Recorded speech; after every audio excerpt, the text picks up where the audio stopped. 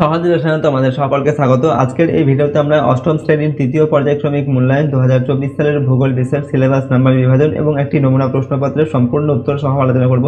তো চলো এই ভিডিওতে আমরা ক্লাস 8 এর সেকেন্ড ইউনিট টেস্ট 2024 জিওগ্রাফি সাবজেক্টের সিলেবাস মার্কস রিভিশন এবং এই মডেল কোশ্চেন পেপারটির সম্পূর্ণ উত্তর এই ভিডিও থেকে দেখে নিই। তো সেকেন্ড ইউনিট টেস্টে তোমাদের 25 নম্বরের পরীক্ষা নেওয়া হয়ে থাকে এবং সেখানে 50 মিনিট কিন্তু সময় দেওয়া থাকবে। এই পরীক্ষায় কোন কোন অধ্যায় তোমাদের পড়তে হবে দেখো। 4 নম্বর যে অধ্যায় রয়েছে চাপ বলয় ও বায়ু প্রবাহ 30 নম্বর পৃষ্ঠায় রয়েছে তোমাদের পাঠ্য বইয়ে। এরপর 5 নম্বর অধ্যায় হচ্ছে মেঘ বৃষ্টি 43 নম্বর পৃষ্ঠায় রয়েছে। এরপর 9 নম্বর অধ্যায় হচ্ছে উত্তর আমেরিকা 78 নম্বর পৃষ্ঠায়। আর 10 নম্বর হচ্ছে দক্ষিণ আমেরিকা 98 নম্বর পৃষ্ঠায়। ঠিক আছে, তো এই 4টি অধ্যায় তোমাদের পড়তে হবে সেকেন্ড ইউনিট টেস্টের পরীক্ষার জন্য। ঠিক আছে, এবার দেখো কি ধরনের প্রশ্ন তোমাদের পরীক্ষায় দেওয়া হবে। দেখো সেকেন্ড ইউনিট টেস্টের পরীক্ষায় তোমাদের প্রথমে 3টি এমসিকিউ প্রশ্ন দেওয়া থাকবে, প্রতিটা প্রশ্নের মান 1 নম্বর করে। এখান থেকে তোমাদের সঠিক উত্তরগুলো বেছে নিয়ে লিখতে হবে। এরপর থাকবে এসিকিউ প্রশ্ন, অর্থাৎ যেগুলোর এক কথায় উত্তর লিখতে হয় বা তোমাদের শূন্যস্থান পূরণ করতে দেওয়া হয়। এই ধরনের 7টি প্রশ্ন দেওয়া থাকবে, প্রতিটা প্রশ্নের মান হচ্ছে 1 নম্বর করে। ঠিক আছে, নেক্সট তোমাদের থাকবে 2 নম্বর মানের প্রশ্ন, দুটির উত্তর লিখতে হবে। সেখানে তোমাদের 3টি প্রশ্ন দেওয়া থাকবে অথবা 4টি দেওয়া থাকতে পারে, সেখান থেকে 2টি প্রশ্নের উত্তর তোমাদের লিখতে হবে 2 নম্বর মানের। 3 নম্বর মানের প্রশ্ন কিন্তু 2টি লিখতে হবে, 3 দুগুণে 6 নম্বর। এখানে তোমাদের 3 নম্বর মানের প্রশ্ন 2টি বা 3টি বা 4টি দেওয়া থাকবে, সেখান থেকে তোমাদের 2টির উত্তর লিখতে হবে। আর 5 নম্বর মানের প্রশ্ন সাধারণত 2টি দেওয়া থাকবে, সেখান থেকে 1টি প্রশ্নের উত্তর লিখতে হবে। ওকে, এরকম ভাবে 25 নম্বরের প্রশ্ন কিন্তু তোমাদের প্রথম সেকেন্ড ইউনিট টেস্টের জন্য দেওয়া হবে। ওকে, তো চলো এখন আমরা একটি নমুনা প্রশ্নপত্র দেখে নিই এবং এই প্রশ্নপত্রের উত্তরগুলো কিন্তু আমরা এই ভিডিও থেকে পরপর দেখব। তার আগে এই চ্যানেলে যদি তুমি নতুন হয়ে থাকে অবশ্যই চ্যানেলটিকে সাবস্ক্রাইব করে রাখবে এবং বেল আইকনে প্রেস করে অল অপশনটিকে সিলেক্ট করবে। ভিডিওটিতে একটি লাইক করবে এবং ভিডিওটি বন্ধু বান্ধবীর সঙ্গে শেয়ার করবে। আর কমেন্ট বক্সে অবশ্যই নিজেদের মতামত লিখে জানাবে। এই সমস্ত প্রশ্ন এবং উত্তরের পিডিএফ ফাইলগুলো পেতে চাইলে সহজ লেসন অ্যাপটিকে ইনস্টল করবে, সেখানে ভিডিওর পাশে কিন্তু পিডিএফ গুলো দেওয়া থাকবে। তো দেখো এই প্রশ্নপত্রের 1 নম্বর দাগে রয়েছে সঠিক উত্তরটি নির্বাচন করে। প্রথমে 3টি প্রশ্ন দেওয়া আছে, প্রতিটা প্রশ্নের মান 1 নম্বর করে। নাম্বার এতে দেওয়া আছে ব্রাজিল উচ্চভূমির সর্বোচ্চ শৃঙ্গ, এখানে দেওয়া আছে অ্যাকনকাগুয়া। ঠিক আছে, এরপর রয়েছে রোরোইনা, এরপর হচ্ছে পিকো ডো বান্ডাইরা। তো ব্রাজিল উচ্চভূমির সর্বোচ্চ শৃঙ্গের নাম হচ্ছে পিকো ডো বান্ডাইরা। ঠিক আছে, নাম্বার বি পৃথিবীর রবারের রাজধানী বলা হয় বাফেলো, অ্যাক্রন না ডেট্রয়েটকে? উত্তর হচ্ছে অ্যাক্রনকে বলা হয় পৃথিবীর রবারের রাজধানী। এরপর নাম্বার সিতে প্রতিভ ঘূর্ণবাদ উচ্চ মধ্য না নিম্ন অক্ষাংশে দেখা যায়? তো প্রতিভ ঘূর্ণবাদ এটা উচ্চ অক্ষাংশে দেখা যায়। 2 নম্বর দাগে নিচের প্রশ্নগুলির নির্দেশ মতো উত্তর দাও। 2 এর 1 নম্বর দাগে যে কোনো 4টি প্রশ্নের উত্তর দাও, প্রশ্নের মানে 1 নম্বর করে। ঠিক আছে, তারিখে 4 নম্বর। 1 নম্বর এতে দেওয়া আছে বজ্র মেঘ বলা হয় কোন মেঘকে? উত্তর লিখবে কি মূল নিম্বাসকে বা কি মূল নিম্বাস মেঘকে বজ্র মেঘ বলা হয়। নাম্বার বি আইটিসিজেড কি? উত্তর লিখবে নিরক্ষীয় অঞ্চলে উত্তর পূর্ব ও দক্ষিণ পূর্ব আয়নবায়ু মিলিত হয়ে যে শান্ত বলয় সৃষ্টি করে তাকে আইটিসিজেড বলে। নাম্বার সি বঙ্গোপসাগরের ক্রান্তীয় ঘূর্ণপাত কি নামে পরিচিত?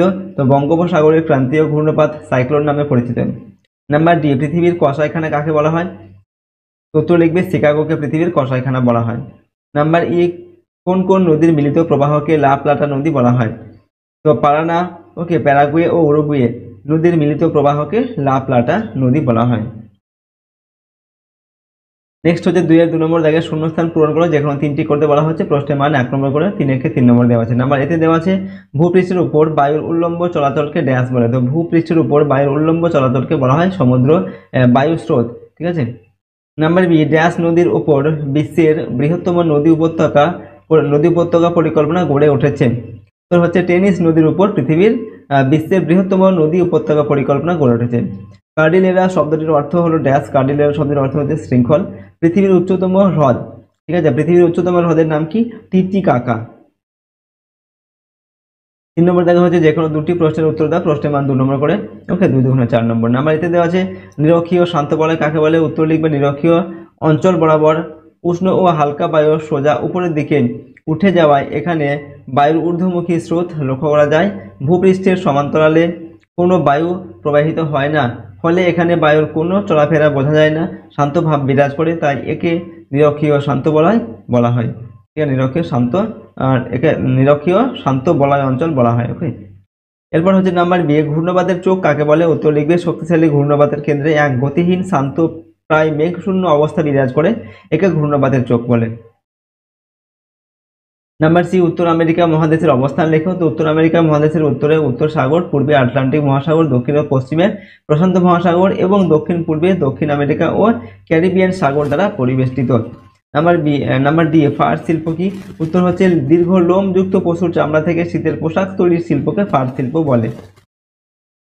পরের প্রশ্ন 4 নম্বর দেখে যে কোনো দুটি প্রশ্নের উত্তর দাও। প্রশ্নের মান হচ্ছে 3 নম্বর করে, 6 নম্বর দেওয়া আছে। নাম্বার এতে দেওয়া আছে মেঘের সৃষ্টি হয় কিভাবে?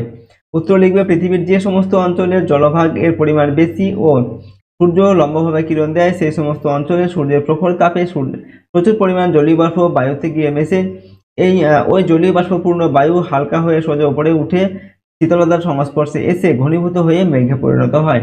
ঠিক আছে, এইভাবে মেঘ সৃষ্টি হয়। এরপর হচ্ছে নাম্বার বি চিত্রসহ পরিচালন বৃষ্টিপাত কেমনভাবে হয় তা লেখো। তো দিনের বেলায় সূর্যের কিরণে জল বাষ্পে পরিণত হয়ে সোজা উপরে উঠে যায় এবং শীতল বায়ুর সংস্পর্শে এসে ওই জলীয় বাষ্প প্রথমে মেঘ ও পরে বৃষ্টিতে পরিণত হয়ে সরাসরি নিচে নেমে আসে। এরূপ বৃষ্টিপাতকে পরিচালন বৃষ্টিপাত বলে। ঠিক আছে, এই পরিচালন বৃষ্টিপাতের যে চিত্র সেটা তোমরা এভাবে এঁকে দিতে পারো।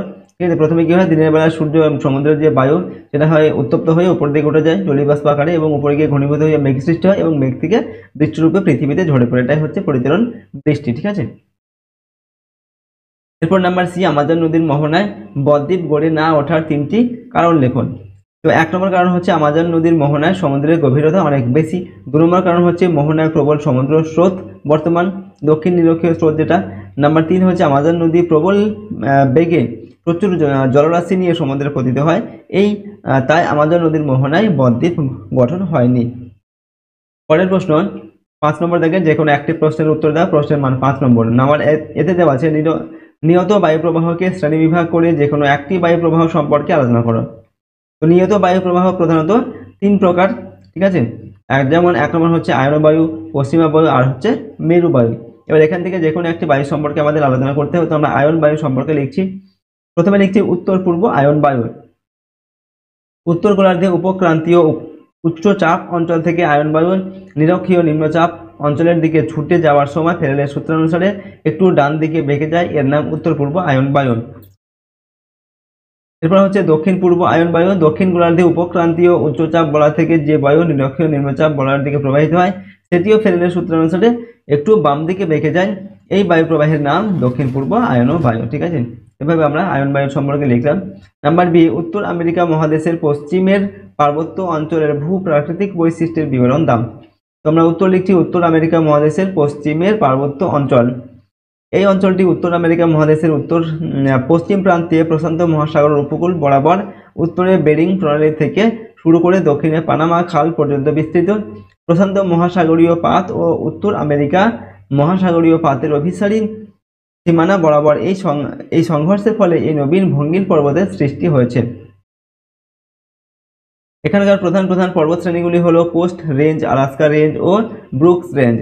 পশ্চিমের এই পার্বত্য অঞ্চলের প্রধান নদীগুলি হলো ইউকন, কলোরাডো, কলম্বিয়া, ফ্রেজার ইত্যাদি। ঠিক আছে, এই নদীগুলির প্রবাহ পথে অনেক উপত্যকা অবনমিত অঞ্চল ও গিরিখাত সৃষ্টি করে পশ্চিম দিকে প্রবাহিত হয়ে প্রশান্ত মহাসাগরে মিলিত হয়েছে। ঠিক আছে, তো দেখো এটা ছিল তোমাদের ক্লাস 8-এর সেকেন্ড ইউনিট টেস্ট 2024 জিওগ্রাফি সাবজেক্টের। তো এখানে আমরা তোমাদের সিলেবাস, মার্কস ডিভিশন এবং একটি মডেল কোশ্চেন পেপারের সম্পূর্ণ উত্তর কিন্তু আলোচনা করলাম। প্রতিটি প্রশ্ন তো অবশ্যই তোমরা কিন্তু ভালোভাবে মুখস্থ করবে এবং প্র্যাকটিস করবে সেকেন্ড ইউনিট টেস্টের পরীক্ষার জন্য। আর এই চ্যানেল নতুন হয়ে থাকলে অবশ্যই চ্যানেলটিকে সাবস্ক্রাইব করে রাখবে, সাথে বেল আইকনে প্রেস করে অল অপশনটিকে সিলেক্ট করবে এবং ভিডিওটিতে একটা লাইক করবে আর ভিডিওটি বন্ধু বান্ধবের সঙ্গে অবশ্যই শেয়ার করবে এবং কমেন্ট বক্সে নিজেদের মতামত লিখে জানাবে। আর এই সমস্ত প্রশ্ন এবং উত্তরের পিডিএফ ফাইলগুলো পেতে চাইলে সহজ লেসন অ্যাপটিকে ইনস্টল করবে, সেখানে তোমরা পিডিএফগুলো কিন্তু পেয়ে যাবে। ঠিক আছে, তো চলো আজকের এই ভিডিওটিকে আমরা এখানে শেষ করছি। সম্পূর্ণ ভিডিওটি দেখার জন্য অসংখ্য ধন্যবাদ।